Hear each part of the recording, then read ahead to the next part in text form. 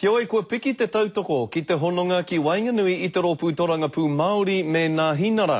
Engari tērā tētahi āhua e whakapī oi ana i te waka. Ara ko te āwha no te raki a Hone Harawira. Kia whakawhiti atu tātou i naenei ki tō mātou mātanga Tōrangapū kia Tina Wycliffe. Tina. Ai, tata ana ki te ko tahi tau te rōpū Māori e noho piri ana ki te rōpū Ngāhinara. O tira e hara i te mea kei te kōrero tātou mō ngā paenga kua puta i tēnei Mārena Tōrangapū. O tira ko Hone Harawira ke te kaupapa kei ngā ngutu. Ka rehe kōrero tā tare ana turia mō Hone Harawira me ana tāo kupu i te rānei. If you've come to talk about Hone now, I've got nothing to say.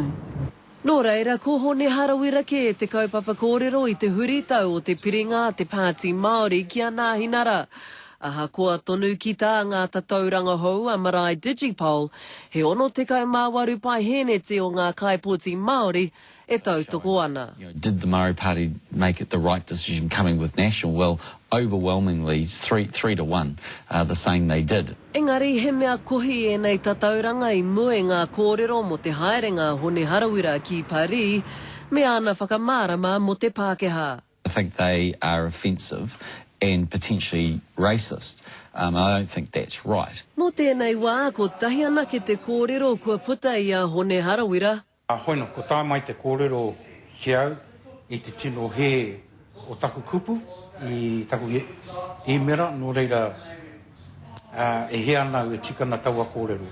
Engari utonu anau ki te whakaro o roto o taua kōrero. Aha kua tonu e ai ki ngā tatauranga o te wā, kei reira ngā tautoko mō Hone Harawira.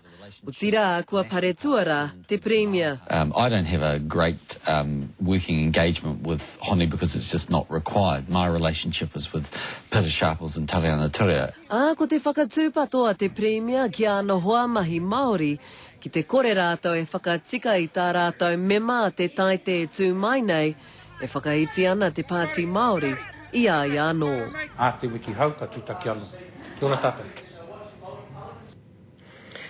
E hara i te mea ka pāma mai a Hone Harawira i ngā kōrero a te Premier, aha koa ngā tautoko a te nuinga o ngā kaipōti Māori ki te hononga a te Pāti Māori me Ngāhinara, he nuinga a wanga o Hone Harawira. O tira i tēnei wā, nera skori he nui ki atu ngā take kei mua i tōna aroaro. Tika tau, Tina, koia kai a koe e mihi ana moena whakamārama.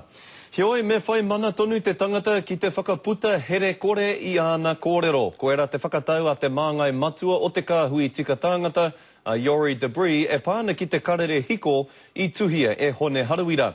Hei tāna aha kua ngā kupu whakahai kiri a Harawira, e hara i te mea i takahia e ia te ture mana tangata. Kei te rere tonu nā waia amuamu a te marea mo te imera I puta i a Hone Harawira e whakahāwea ana I te kiritea. The broad range of them are simply expressing concern or calling for action. They find the comments racially offensive or racially divisive or racially provocative. Engari hei tā te kai komihana a hakoa he kōrero takahi I te mana o te tangata e hara I te mea he takahi ture hoki. It is not unlawful to make those kinds of comments or to undertake that kind of behaviour. That is simply the law because freedom of expression is an important right in New Zealand. Kaore tonu tāna nei māriretanga I pēnei mo te mea o whanganui a Michael Laws I tāna nei imera ki nā tamariki o te kura o Otaki. Ko tāna he whakautu I nā reta a te kāhui tamariki o Otaki e pātai ana kia whakaurungia te pū H ki roto I te inua Wanganui. Hei tā Horace Herereke rawa e nei take e rua. His comments, I think, were bullying rather than simply offensive. And my response there was actually to recognise and to reassure the children that people in authority generally were encouraging of children writing letters, even if they didn't agree with what they said. Ina e nei kei roto ke tēnei take I nā ringaringa a te rōpū Tōrangapū Māori. I'm pretty confident at this stage that Professor Whātawiniata has the matter under consideration and action. From what I've heard and observed so far, that they are doing exactly that. Hei tāna anō he nui te wā mai nai nei tainua ki te rāpare, no reira ka puta I a rātau te whakaututika. Rā para tāwhai, te karere.